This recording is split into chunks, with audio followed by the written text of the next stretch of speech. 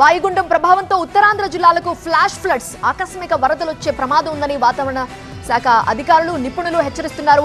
ఇవాల్టి weather update ఒకసారి మనం గమనిస్తే కోస్తా జిల్లాలపై ఈ వాయుగుండ ప్రభావం తీవ్రంగా కనిపిస్తోంది. సో మీరు చూడొచ్చు కోస్తా ప్రాంతాల మీద ఇప్పటికే వర్షాలు మొదలైపోయాయి. సో శ్రీకాకుళం, మన్యం, విజయనగరం జిల్లాలకు రెడ్ అలర్ట్ జారీ చేశారు. మ్యాప్ లో కూడా మీరు గమనిస్తున్నారు. ఫ్లాష్ ఫ్లడ్స్ వచ్చే అవకాశం కూడా ఉందని చెప్పి అధికారులు హెచ్చరిస్తున్నారు. విశాఖ, అనకాపల్లి, అల్లూరి, కాకినాడ, కోనసీమ, తూర్పుగోదావరి, ఏలూరులో భారీ వర్షాలు కురుస్తాయని అప్రమత్తంగా ఉండాలని అధికారులు హెచ్చరిస్తూ ఉన్నారు. ఏపీలో ఇవాళ 3 జిల్లాలకు రెడ్ అలర్ట్, అలానే 8 జిల్లాలకు ఆరెంజ్ అలర్ట్ ఉంది. సో ఆ అలర్ట్ ఉన్నటువంటి జిల్లాలు కూడా అప్రమత్తంగా ఉండాలని చెప్తున్నారు. ఇప్పటికే తీర ప్రాంతాల్లో గంటకి 50 నుండి 70 కిలోమీటర్ల వేగంతో గాలులు వీస్తున్నాయి. మరో విషయం, మత్స్యకారులు 2 రోజుల పాటు సముద్రంలోకి వెళ్లొద్దు, అలలు తీవ్రంగా ఉంటాయని హెచ్చరిస్తున్నారు.